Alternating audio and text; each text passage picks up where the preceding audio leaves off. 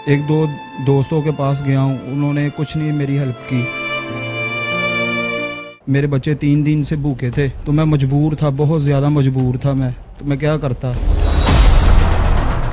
SHO साहब के पास लेके गया है, SHO साहब के साथ मैंने तरले मिन्नतें की हैं, उन्होंने मेरी बात नहीं सुनी थी। उन्होंने कहा इसे ना अंदर बंद कर दो। मैं अंदर बंद हो गया, मैं रो रहा था बहुत ज़्यादा। तो DSP के साथ मिला हूँ मैं सोच नहीं सकता था उन्होंने मेरी खिदमत की है। मेरे बच्चों को बुला के इन्होंने घर का किराया, राशन इन्होंने दिया है। सोच नहीं सकता कि पुलिस वाले भी हमदर्द होते हैं। उर्दू पॉइंट की वीडियोस देखने के लिए हमारा चैनल सब्सक्राइब कीजिए और बेल के आइकन पर क्लिक कीजिए ताकि आप हमारी तमाम आने वाली वीडियो से बाखबर रह सकें।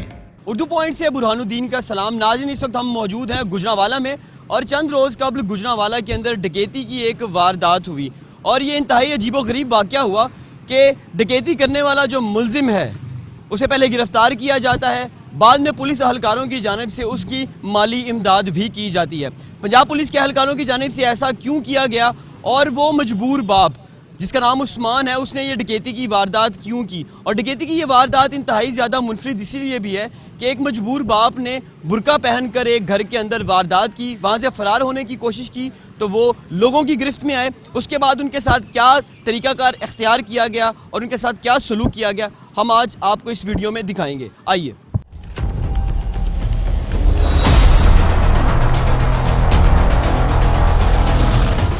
मेरा नाम उस्मान अली है, मैं 40 साल मेरी उम्र है। मैं दही बल्लों का काम करता हूँ, गली में रेडी लगा के ना, गली मोहल्लों में रेडी लगाता हूँ।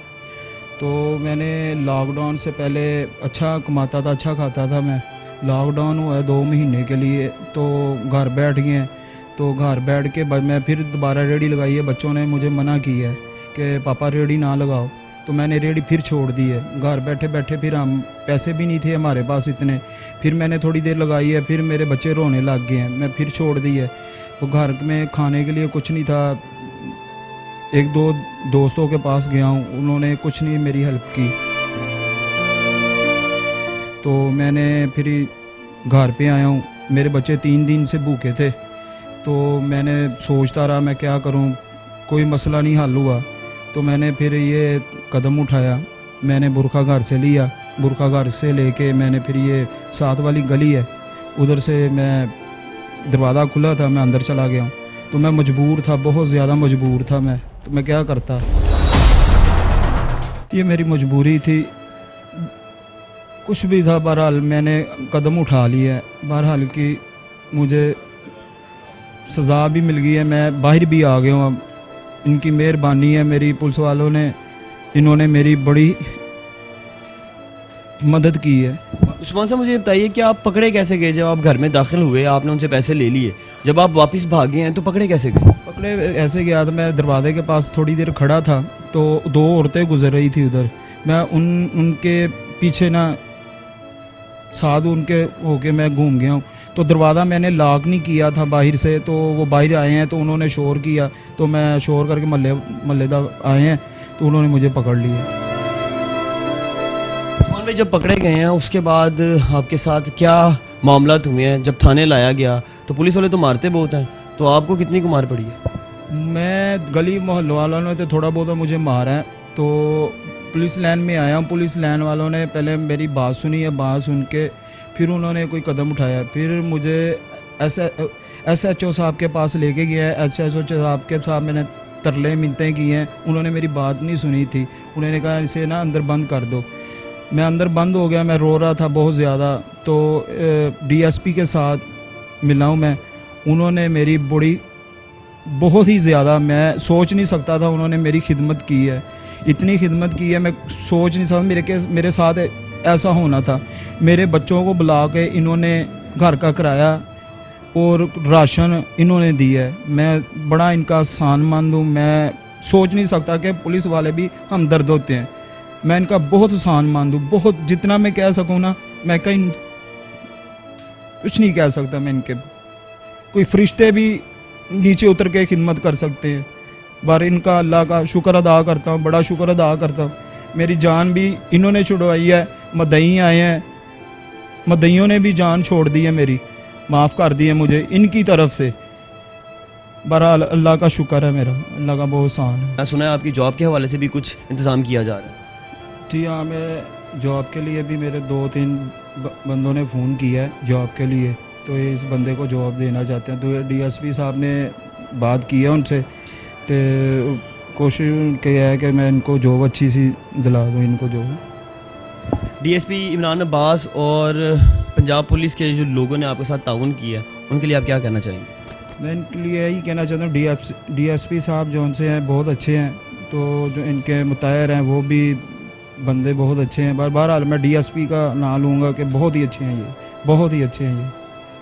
और जो ऐसे लोग, अल्लाह ना करे कि और भी किसी के साथ कोई ऐसा मामला पेश आए कि पेट पालने के लिए, बच्चों की कफ़ालत के लिए उन्हें कोई ऐसा काम करना पड़े, उन लोगों को आप कोई मैसेज देना चाहते हैं जिनके हालात अभी ख़राब हैं, जैसे कुछ दिन पहले तक आपके साथ भी मामला था?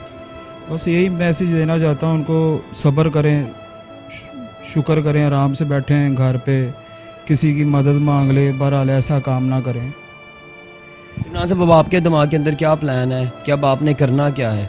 जॉब करेंगे या दोबारा की कोई ऐसी वारदात करने की कोशिश करेंगे? कि अब आपका क्या प्लान है? आपने कैसे अब ज़िंदगी गुजारनी है? अपने बच्चों को कैसे पालना है?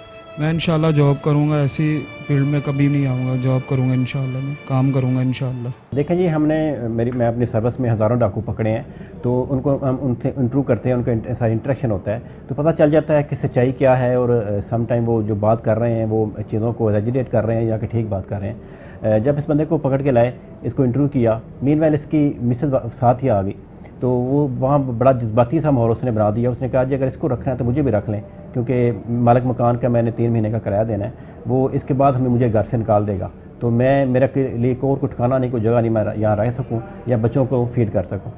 तो उसके बाद में सच्चाई मालूम होती थी। जब हमने मज़ीद इंक्वायर किया, मज़ीद प्रोब किया इस सारे मैटर को, तो पता चला कि वाकई ये डिज़र्विंग फैमिली है और वो जो इसके पीछे बच्चे हैं वो बिल्कुल ख़राब हो जाएंगे।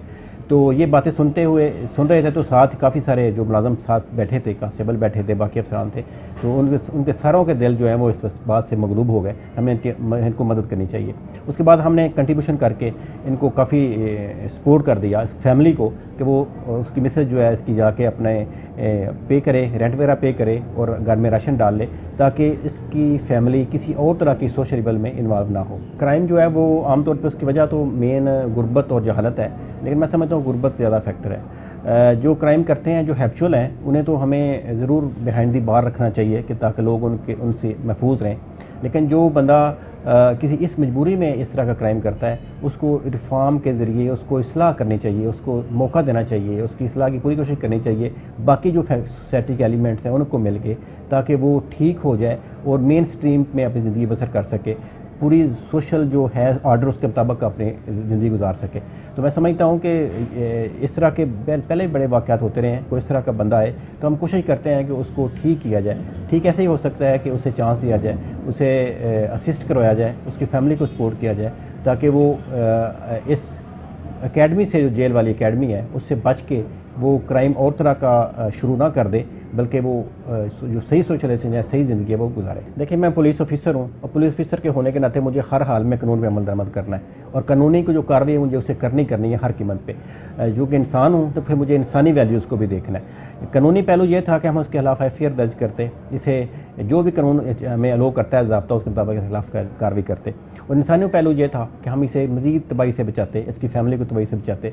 मैंने अपने पूरी कोशिश की है कि हम कानून पर भी अमल दरामद करें और अपनी इंसानी जो वैल्यूज़ हैं हमारी, उन पर भी अमल करें, और ये करके मैं समझता हूँ कि हमने अपना फ़र्ज़ निभा दिया। लेकिन जी, लेसन तो ये मिला, उस्मान को जो लेसन मिला है वो तो वही बताएगा, लेकिन जो हमें डिलीवर करने में, सर्व करने में एक मज़ा आया है और एक टेस्ट आया है, और एक हमने समझते हैं कि हमारा ज़मीर सेटिस्फाई हुआ है। हमने सोसाइटी के उन एलिमेंट को जो कि महरूमी का शिकार हैं, उनको असिस्ट किया है कि वो उन्हें ज़िंदगी ठीक गुजारने के लिए। तो उसमें हमने एक इनकरेजिंग स्टेप लिया है, अपने मुलाजमों से के ज़रिए अपने यूनिफॉर्म जो लोग हैं उनसे कंट्रीब्यूट करा के इसको मदद की है, ताकि ये आइंदा ठीक ज़िंदगी गुजारे। और हम पूरे सेटिस्फाई हैं कि हम इसकी हद तक जितना हमने इसे असिस्ट किया है और जितनी नेक नीति से हमने इसका काम किया है, ये इंशाल्लाह क्राइम की तरफ नहीं जाएगा, और ये ना सिर्फ उसकी ज़िंदगी ठीक होगी, बल्कि इसकी वजह से पुलिस का वकार भी ठीक होगा।